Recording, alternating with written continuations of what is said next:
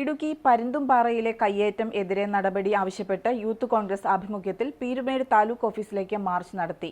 Youth Congress Idukki ജില്ലാ president Francis Arakkaparambil ഉൾപ്പെടെയുള്ള നേതാക്കളെയും പ്രവർത്തകരെയും പോലീസ് അറസ്റ്റ് ചെയ്ത് നീക്കി. പാർട്ടി നിയോജക മണ്ഡലം കമ്മിറ്റി ആഭിമുഖ്യത്തിലാണ് പ്രതിഷേധ പരിപാടി സംഘടിപ്പിച്ചത്.